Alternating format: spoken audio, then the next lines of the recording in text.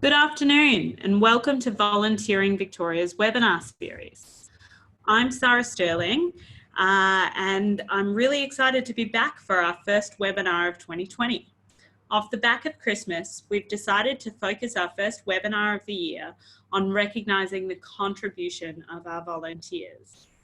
I have just a few housekeeping notes before I introduce our two guests. In the interests of all other listeners, please keep yourself on mute throughout the webinar. You should have arrived this way, but you should also be able to check down the bottom by hovering your mouse over the screen. There's a public chat box which will send messages or hellos to all participants. Feel free to introduce yourself, but if you have a question, we'd ask that you submit that through the Q&A box at the bottom of your screen and we'll raise it with the presenters at the end of the webinar. If you're having technical troubles, please either use the public chat box or the Q&A and we'll try and assist you with the technology. This will be available to stream on Volunteering Victoria's website after today. I'll also hope that you'll stick around because I'll make a few Volunteering Victoria announcements at the end of the webinar. So now without further ado, let me introduce my two guests for today, Alice Dickens and Marg Joyner. Alice Dickens joined Heide Museum of Modern Art in 2012 as a volunteer before moving to the Visitor Service team. She has been in the role of Visitor Services and Volunteer Program Manager since 2017. Alice is a Bachelor of Art History and Curatorship from the Australian National University. And Marg Joyner. Marg is the Volunteer Program Manager for Zoos Victoria, a program that has over 850 volunteers at 3 sites across Victoria. Marg has previously worked as a contracted advisor to the Department of Veterans Affairs, establishing a network of programs specifically targeted at decreasing the incidence of social isolation amongst the older veteran and general population. This resulted in a network of 45 clubs across Victoria, all of which were run by volunteers with the assistance of the DVA. Her background is in health, having worked in aged care for many years. She's been on the board of the Australasian Managers of Volunteers since 2012. As a member of Rostrum Australia, she assists with the organisation's Voice of Youth competition, promoting the benefits of developing public speaking skills to secondary schools. So welcome, Alice and Marg. I'm really happy to have you. Thanks, Sarah. Thanks, Sarah. All right, so we're going to start off this webinar like we have started all the others, with a little bit getting you guys to tell us a little bit about yourselves and your organisation. So Alice, do you want to kick us off? Thanks, Sarah. So as you mentioned, I've been in the role of Visitor Services and Volunteer Program Manager at Heide since 2017, and it's quite a broad-ranging role. I manage both the paid Visitor Services front of house and the volunteer program with a special focus on the Visitor Services volunteers. And Heide Museum of Modern Art consists of 3 galleries situated in 16 acres of heritage gardens and sculpture park in the suburb of Bulleen, which is northeast of the CBD. The property was originally home to John and Sunday Reid, a Melbourne couple who supported creative endeavours in the arts, literature and architecture, and surrounded themselves with a circle of artists and intellectuals, including Sidney Nolan, Mirka Mora, Albert Tucker and Joy Hester, just to name a few. Each year we have around 60,000 visitors to the exhibitions, but once you include visitors to the gardens, we get around 120,000 visitors a year. With such a large and varied site, we have volunteers across all areas of the museum. But the 4 main roles for volunteers are Visitor Services volunteers, who perform a customer service role in the galleries, education volunteers who guide school visits, public programs volunteers who take our daily 2 p.m. tours, and garden volunteers who help to maintain the grounds. Awesome, thanks. It's a beautiful overview, and if anyone hasn't been to Heide Gardens, they are absolutely magnificent. So Marg, are you happy to tell us a little bit about yourself and the zoo? And Marg is our first returning webinar presenter who presented on our first webinar for last year as well. Thanks, Sarah. I'm the Volunteer Program Manager at Zoos Victoria. Zoos Victoria is the body responsible for maintaining our 3 great zoos here in Victoria. We're the custodians on behalf of the people of Victoria of Melbourne Zoo, Werribee Open Range Zoo and Healesville Sanctuary. As you said, we've got around about 850 volunteers. They're working across a wide variety of roles, but predominantly connecting people with our amazing wildlife and encouraging them to take action to create wildlife friendly behaviours, I guess would probably be the best way to put it. So, you know, encouraging people to do things like choose toilet paper made from recycled office paper. I try not to say recycled toilet paper, it makes some people a bit nervy. And so forth. And yeah, just being able to connect them to wildlife and wild places. Oh, it's fantastic. And yeah, it's hard to believe that most people listening haven't been to zoos, but it's also a really beautiful space, and all three of the zoos. So I will throw again to you, Marg, and I always like, because there are such varied pathways to getting into volunteer management, I always do like to ask people how they got involved in managing volunteers. So Marg, back to you. Right. Well, as I've said, it's a bit like the Beatles, the long and winding road to get to volunteer management. But as you mentioned in your introduction, I started out in health, in nursing, a lot of that in aged care and psychiatry. And from there, I moved into community-based programs and eventually to the Department of Veterans Affairs. And through the Department of Veterans Affairs, I worked as a contracted advisor in a role that was setting up social clubs. These were supported through RSLs predominantly, but they weren't exclusively for veterans. They were for veterans and general community, and they were really tackling social isolation. But the thing that I loved most about them was that they were set up under really true community development guidelines. It was finding that need in the community and then engaging people to come in as volunteers. They were entirely volunteer run. And I think looking back, that could be where I caught volunteer management bug, is engaging with those people, but also seeing the power of what volunteers can do and can create. Most of those day clubs are still going today, and I'm very proud of that work. But my journey with the zoo began in 2010 as they were transitioning from what was then Friends of the Zoos into bringing that volunteer program in-house. Well, happy 10 years at the zoo. Thank you. How about you, Alice? So having studied art history and curatorship at the Australian National University in Canberra, I was keen to get involved in the arts in Melbourne, and I knew that volunteering was the best way to do this.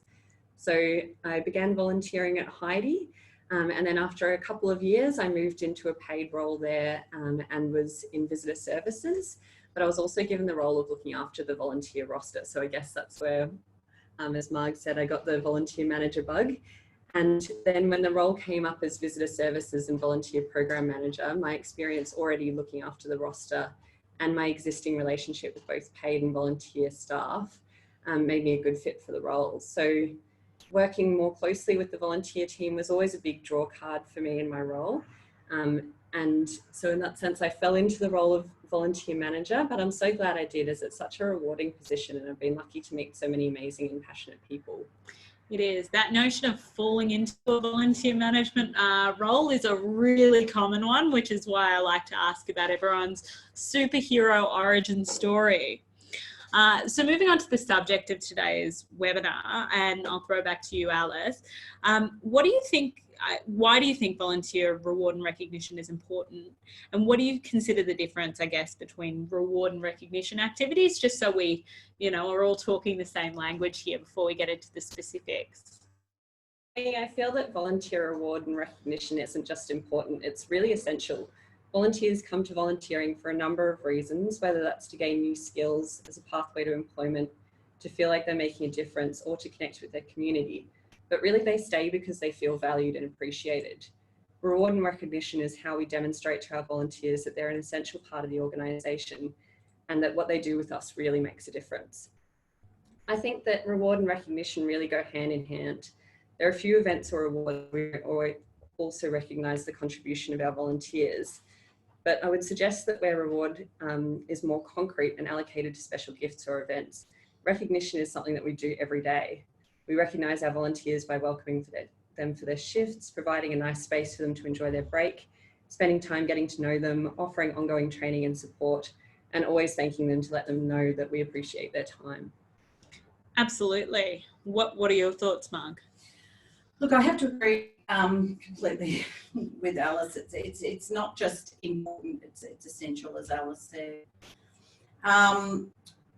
But if you think more broadly than just volunteers and volunteer programs, it's part of life. We all expect reward and recognition, and for us, our reward for a week's work is our pay at the end of the week. Recognition could be a significant birthday milestone. So in either of those examples, you're kind of not too happy if you miss out. So in volunteering, acknowledging volunteers are entitled to recognition for their effort, and that's a really important tenet, I feel. That, and it doesn't matter necessarily how that takes place, but it is an entitlement. They're putting in the effort. They're as entitled to recognition as we are entitled to pay for effort.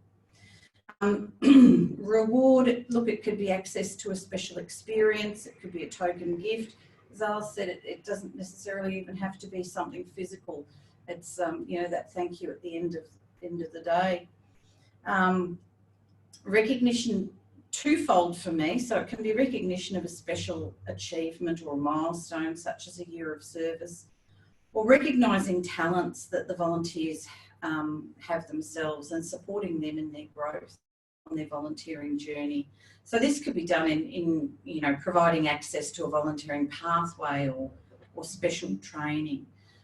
Sometimes though, reward and recognition can cross over, and it can be sometimes a bit difficult to clearly differentiate between the two. But certainly in terms of recognition for their effort, I see that as being a genuine volunteer entitlement.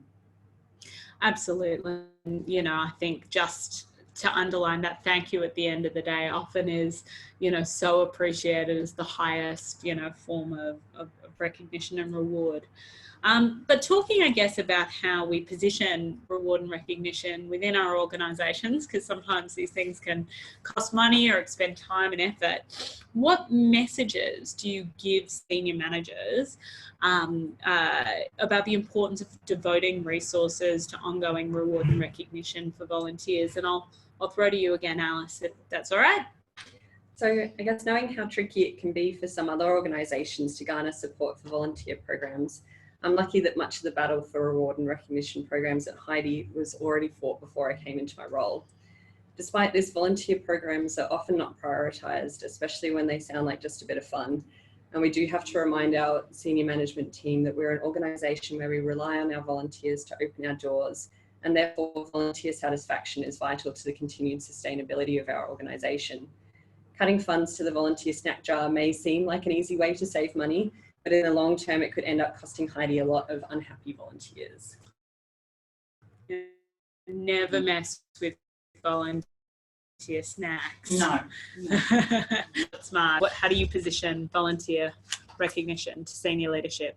I think I'm in a fairly privileged position, and I acknowledge that with the support of management at Zeus Victoria. It's I guess it's not seen for me to be a struggle to get that message up there, but I do see a lot of organisations where that's not the case. And I guess speaking outside of Zeus Victoria, I'd have to say asking senior managers to walk the talk. They're often very, very happy to get up at volunteer events, volunteer dinners, and say how much the organisation values their volunteers. But if they're not prepared to resource the program effectively enough to confidently reward and recognise volunteers, it's actually showing that they don't value their volunteers. From volunteer managers' perspective, in terms of getting recognition, I would say data. Just keep collecting, showing the value that your volunteers bring to the program. Think a bit more broadly than just hours and years, which tend to be, and there's nothing wrong with those measures, they're quite good and valid measures, but think a bit more broadly about how you can measure what it is your volunteers bring to your program or your organisation. Yeah, that's great. Data is incredibly important.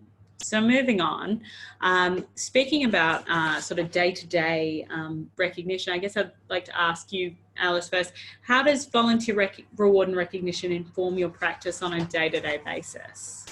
So volunteer reward and recognition is a really huge part of my day-to-day practice. This year, to start with, I asked to move my desk closer to the volunteer lockers so I can have a chat to the volunteers as they arrive for their shifts and thank them when they finish. And this also means that I'm always approachable. They don't feel that there's a barrier there if they want to come up to me and ask any questions or if they have any concerns. And all of our paid front of house staff were previously volunteers as well. So they understand the importance of spending time with volunteers and keeping them informed about what's happening at Heidi. At morning briefings with our visitor services staff, we read out the names of the volunteers because we do have around 250 of them, so we don't always remember everyone's names. So we read them all out, and that way we all know who's coming, and we make that really big effort to learn everyone's names. As I don't directly manage the education garden or public programs volunteers, I do still try and join them for their meetings or morning teas a couple of times a year. That makes my face known to them and also gives me a chance to thank them on behalf of Heidi. And I guess also just in my day-to-day role, organising, running the reward and recognition program does take up a fair chunk of my time and resources. So on top of the events and programs we run with the assistance of our enthusiastic visitor services officers, we do publish things like volunteer news. We have volunteer blog as well, where we let them know about job and opportunities that have come up at other organisations, volunteer journal articles. We hold mini art exhibitions. So all of this takes up quite a lot of time, but it's really fun and I think it's worth the efforts that we put in. Awesome. So how about you, Mark?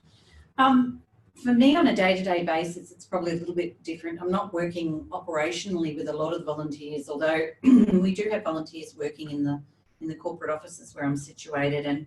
And generally speaking, if I'm out and about at any of the properties or with the volunteers on site, making sure that I do take time out, as Alice was saying, and acknowledge their efforts and say hi.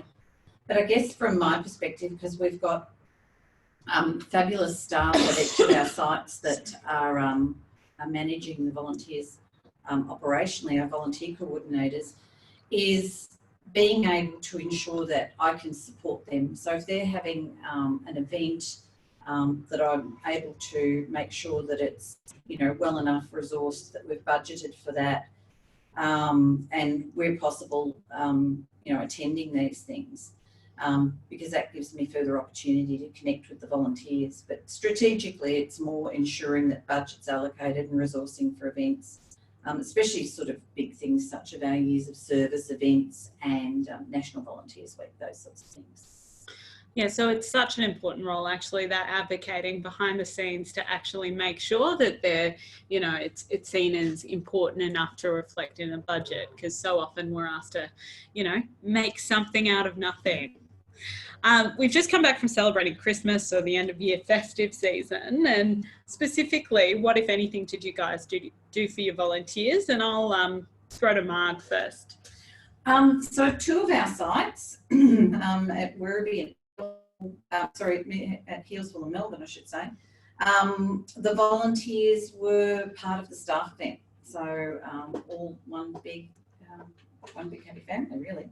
And that's not to say that at the other site it's not. It's just it was organised differently, and we had a standalone event, and that was beautiful. It was a sit-down meal at a venue nearby to Werribee. This year we organised a gift for each volunteer, which was a pen that was engraved, and it just said on it, "Simply Zoos Victoria, thanks you for your time." That was really quite a simple thing, but I got enormously positive feedback from that, that they'd been thought of at that time of year.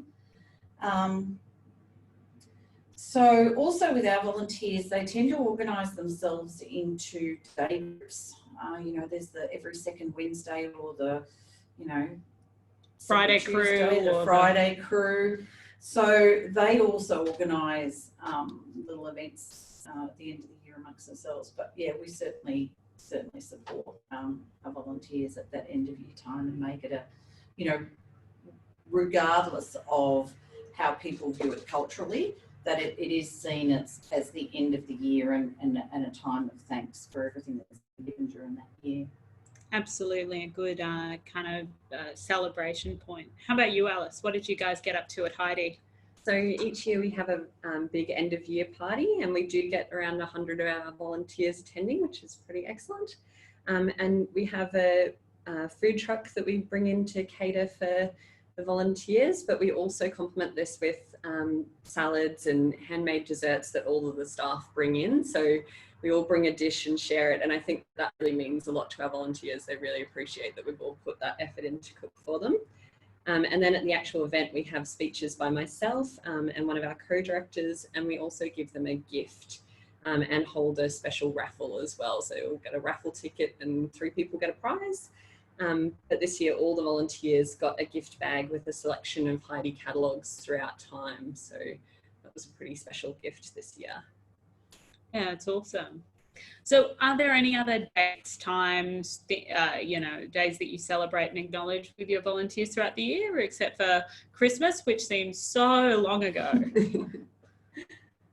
Alice, I'll go to you first. So the other large celebration that we hold is our 5-year plus afternoon tea. So we hold that on the first day of National Volunteer Week each year. And again, we all cook for the volunteers. We bring in cakes, have tea and coffee. Again, we have speeches, and we also give our volunteers a special name tag. So that acknowledges whether they've been at Heidi for 5 years plus or 10 years plus. And that means that not only we're recognising their commitment, but visitors can also easily see the amazing contribution that those volunteers have made to Heidi. And it makes them feel even more confident when they come up to ask a volunteer questions about the Heidi site. And then what we do throughout that week is we have all those cakes available for volunteers throughout National Volunteer Week as well. A volunteer program can be a very dangerous place for someone who wants to avoid cake and chocolate at particular times of the years. How about you guys, Mark? What other times of the year and dates do you celebrate and acknowledge your volunteers? I'd have to say probably the biggest one for us is our years of service events, and these happen at different times depending on the site.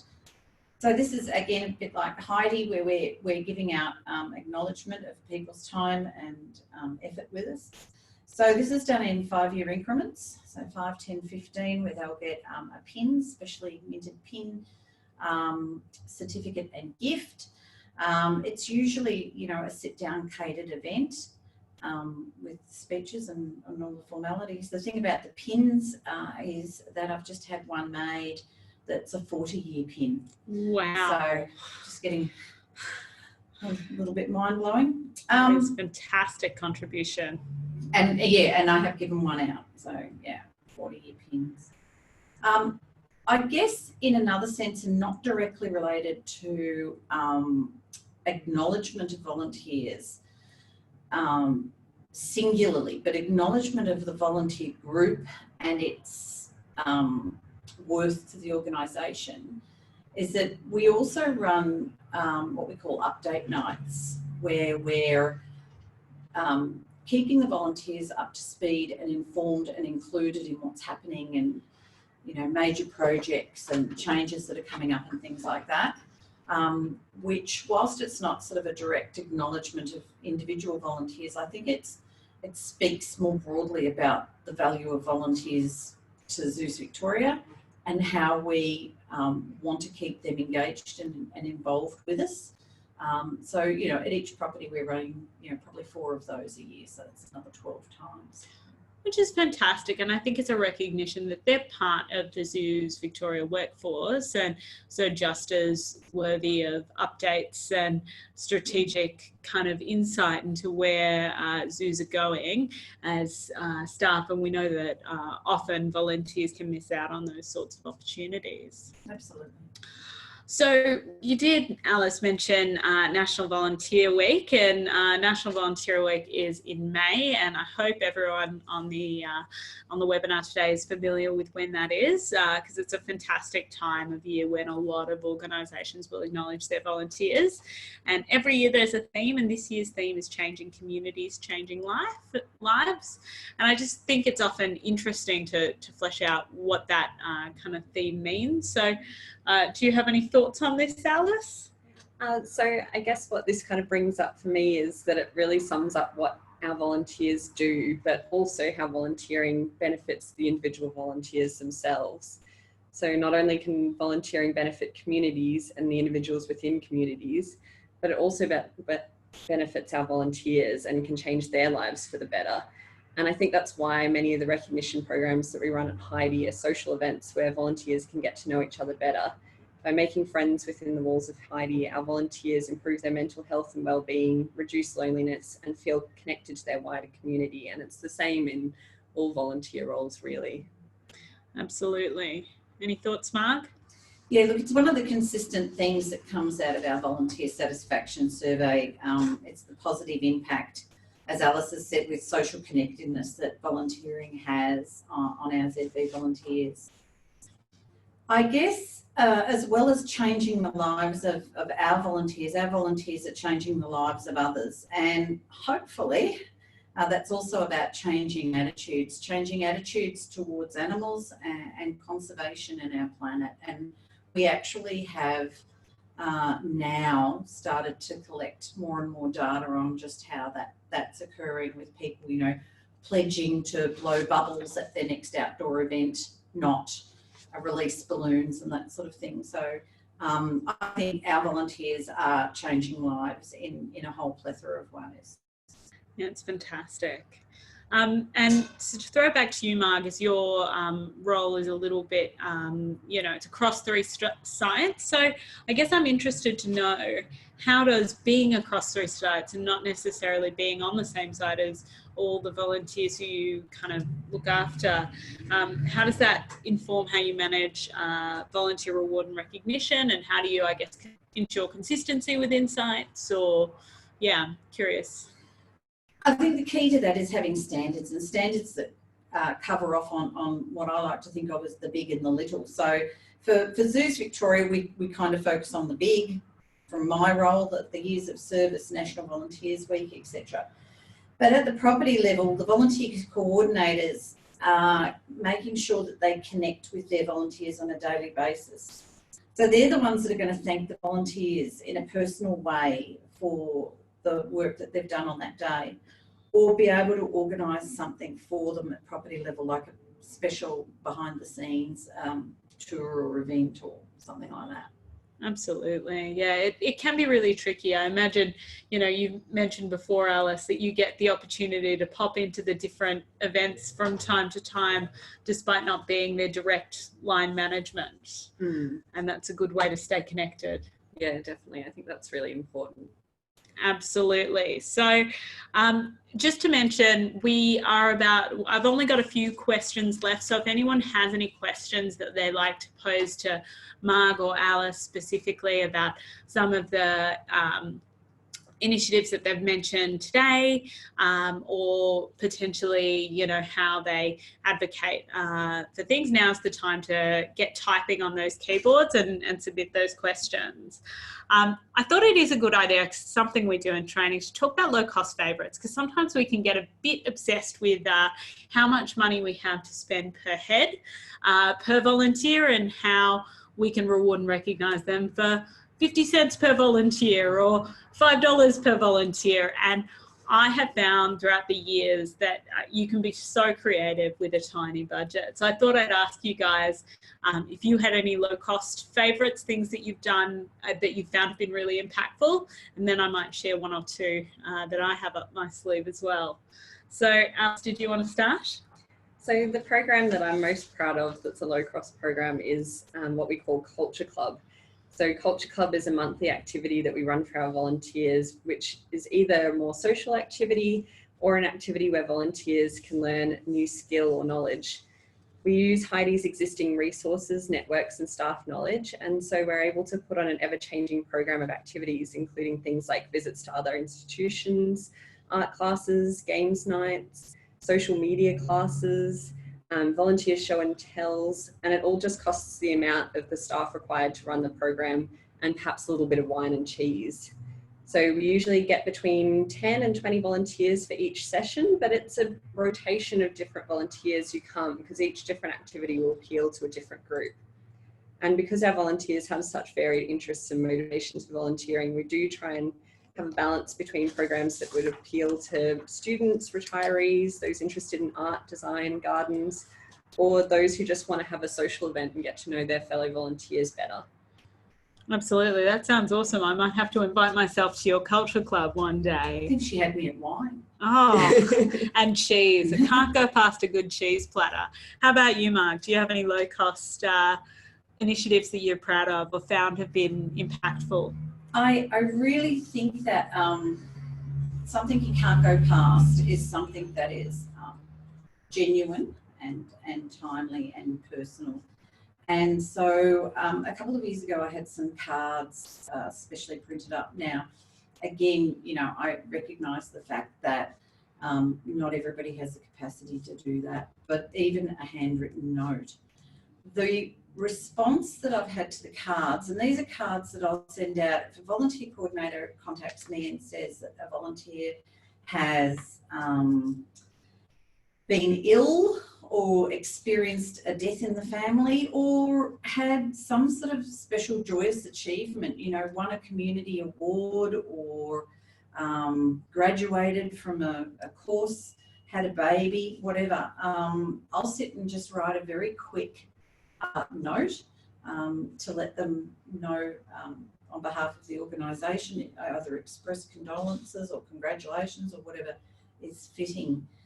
And I've actually found, even though it sounds quite old school, that it's something that we've probably had the most positive reaction to, is having, you know, that just that personal touch that somebody's been thinking about you. Absolutely. And I think that really comes down to making a volunteer feel as if they're part of a community. They don't check in and check out of a place. The place really knows who they are and who, you know, invests in them.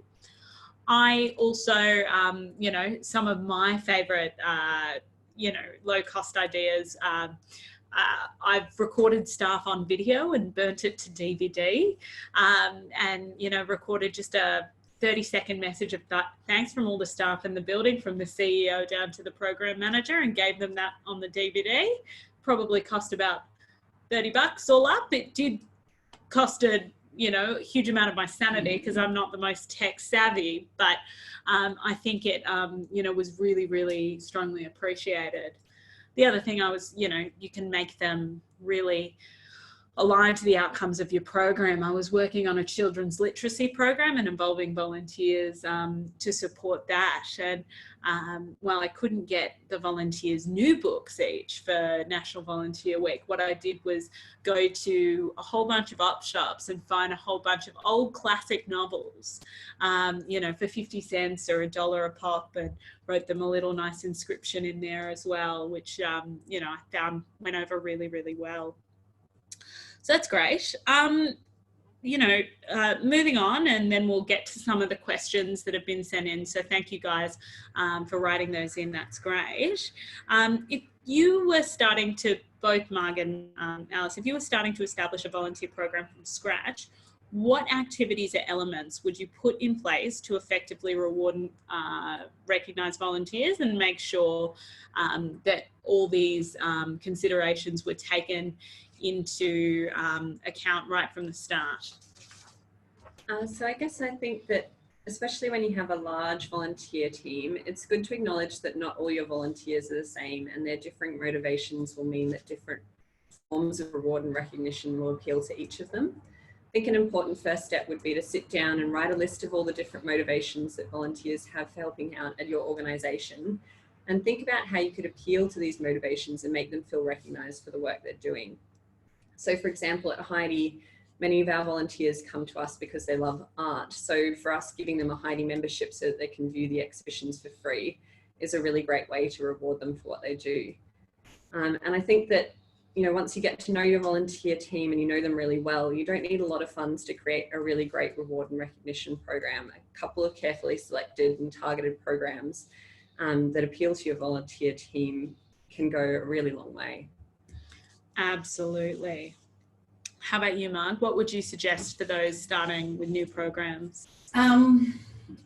Yeah, I'd agree. Look, it has to be well resourced, and I know that we talk about, you know, you don't have to spend a fortune on everything.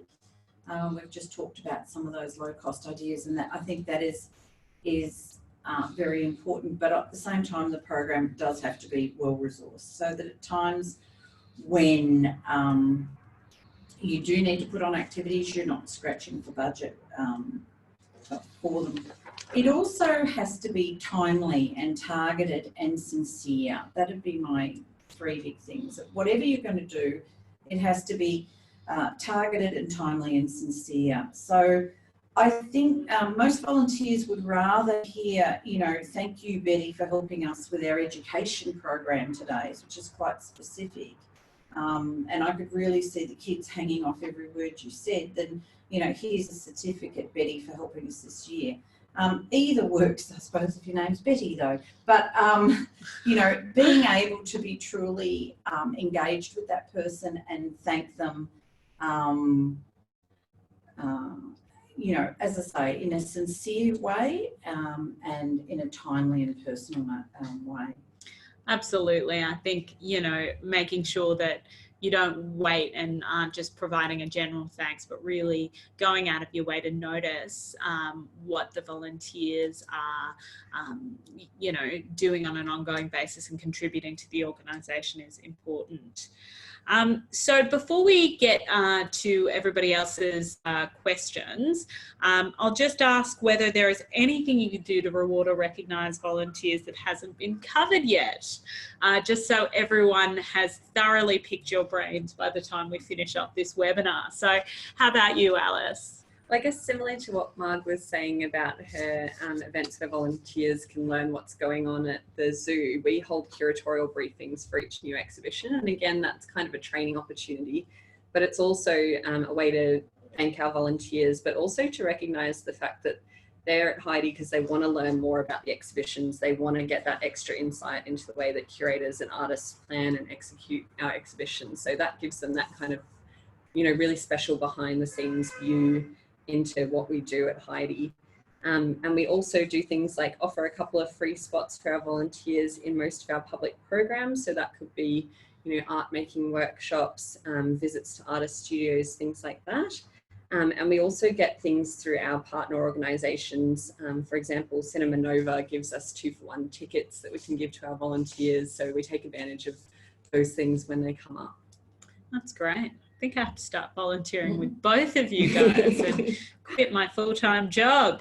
How about you, Marg? So we give a discounted membership after 12 months, and by discounted I mean it's way less than the cost of 1 ticket to 1 property, and that's unlimited entry, 365 days a year across all 3 zoos.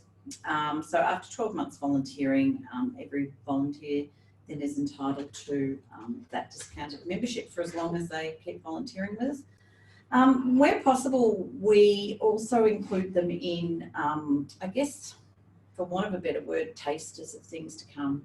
So where we've got a new exhibit opening, a new animal encounter, that the volunteers can be a part of that and get a preview or an insight into that. And it's got that, I guess, exclusivity attached to it that the public and the general public haven't seen before. So they're often the first to see new animals or new exhibits, etc. Oh, so exciting. Oh, fantastic. So we will open it up to the couple of questions that have come through. If anyone else has a question, now is the time. Otherwise, you know, forever hold your peace.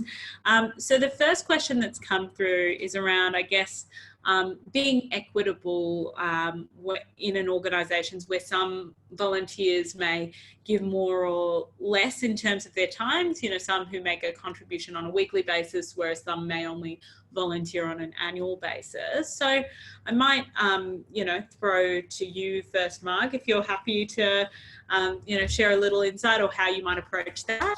The first thing I'd say about that is when you're looking at return on investment, so, what you're getting back from your volunteers as an organisation and what you're putting in, I sometimes query with organisations why they continue with some volunteers who put in, I guess, token amounts of time to just receive some of the benefits that are on offer.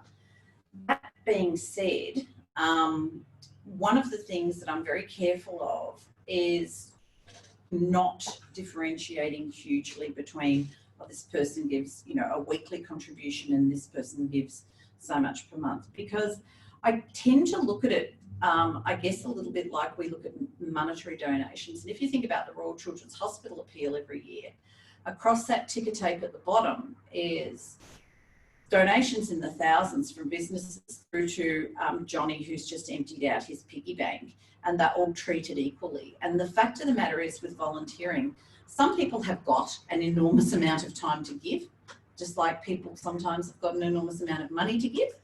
Other people are time poor. That doesn't make their time worth less. And so if something is on offer, it's on offer to everybody equally.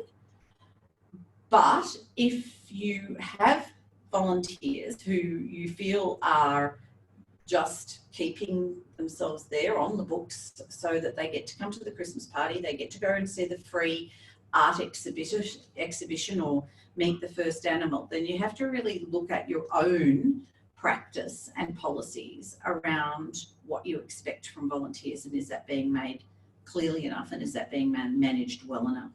Absolutely. Any thoughts you want to add, Alice? I think I just completely agree. I mean, that's basically the way we run things at Heidi as well, complete equity, except we do have a minimum requirement of hours for our volunteers. And when they start to slip below those hours, that's when we start to have a chat with them about whether volunteering is right for them. Yeah, absolutely. And I think, it definitely, what you've captured about people being time poor or, I guess how they balance their time, it really, makes a real difference. Now, the next question I do, I will flag as a little, we've been asked about, I guess, remote volunteer management. So issues of culture when, you're the volunteer program manager and staff support volunteers at a number of locations. So how to get those staff to take part in the organisation-wide recognition events for volunteers. What types of conversations, the questioner has asked, can you have with colleagues to encourage their participation? And sometimes I feel like that might be the holy grail in terms of getting staff involvement, but I'll get Marg and Alice to have a go. So Marg, did you want to think through? This is tricky, and I'd probably be more than happy, because it sounds like the sort of question that needs a lot more fleshing out. So if anybody wants to contact me offline, that's fine. I think one of the things that is quite powerful when engaging with other staff is going back to a little bit about what we talked about, senior management, and being able to have demonstrable outcomes that you can connect those staff and say, hey, this is what, the difference these volunteers are making to our organisation or to your particular department or to your remote office location. So I think, being able to engage them through what the volunteers are doing, and then being able to support them, have the conversation with them about how can I support you to support your volunteers or support our volunteers in your location, whatever that is. Because sometimes people are at a loss to know how they should do something for an event or National Volunteers Week or whatever. And I suppose thirdly is to actually have it written into your policies and procedures, that you have a volunteer recognition policy or a volunteer recognition procedure as part of your broader volunteer policy that actually outlines some of your organisation's approach to volunteer reward and recognition, and that is organisation wide. Absolutely. How about you? Your thoughts, Alice? I mean, I guess in some ways we have the advantage with the visitor services team that they all were previously volunteers, so they're all very much on board. But when you go to kind of the back of house team, it can be a little bit trickier. And that senior management support does make the world of difference. We actually had senior management decided that all back of house staff should spend half a day kind of experiencing what it is front of house and experiencing what it is like in the volunteer roles. So they had that kind of hands-on, standing in the galleries, chatting to visitors, and also spending that time chatting to our volunteers. So kind of breaking down those barriers a little bit and allowing a bit more communication as opposed to the us and them, I think makes a world of difference in our organisation. Absolutely. And I think I've certainly participated in and encouraged teams. So I would kind of answer this cultural issue by saying, you know, first of all, get some advocates, make sure your senior leaders who are in charge of people understand the importance of getting to those events, and make friends, you know, if it's a large organisation, with their EAs, and make sure it goes into their diary nice and early. And so once there is a culture of not just skipping the volunteer thing because it's superfluous and I've got a big deadline, but scheduling around that and being there, the more people go, the easier it kind of is. I'd also really echo what you were saying, Alice, about getting volunteers to, getting staff to experience what the volunteers are doing as part of their role, in terms of increasing their, I guess, support of the volunteers, because they'll go, oh, actually these guys do a heck of a lot, and also they'll feel more comfortable with those volunteers in general. We also instituted a scheme where new program staff had to come and volunteer in a centre that I was running, because there was a bit of that us and them attitude growing, and it really effectively dealt with that, because they went, oh, this is not actually just my things, my concerns, and they're just messing them up. This is, you know, a massive operation that the volunteers do a fantastic job with. And then, you know, I think, yes, those are probably the two main, you know, things that I would do to try and assist with that, building that culture. But I guess also don't give up. It takes time. Yeah. Culture issues are incredibly difficult to solve. So any other last minute questions? Are all feeling pretty happy? Fantastic. So I will just give you a few Volunteering Victoria updates, just to let you know that Volunteering Victoria is at the moment recruiting for our mentoring program. So we have people here who have been mentors and mentees in the program, and it's a really great way to get one-to-one advice by people in the sector who've been around a long time and have a wealth of knowledge and experience. Also, Volunteering Victoria is currently about to launch our 2020 CPD program. So getting people who, getting all of our membership involved in continuing professional development. And if you want to learn more about that program, we're incredibly proud of it. It launched in 2015. Please go to our website, and there's a lot of resources about what CPD means and how you can get involved, and why we think it's important for volunteer management as a profession. If you have liked what you've heard today and are interested in running a webinar, talking on a webinar, definitely come and chat to me, or feel free to give me an email after this. We've got webinars scheduled until about the middle of the year, but we're always looking for topics and speakers, and I guarantee you it's not a super intimidating process. So I'd like to really thank Marg and Alice for their time and insights today. And yeah, thank you all for attending. Thanks, Sarah. Thanks, everyone. Thank you.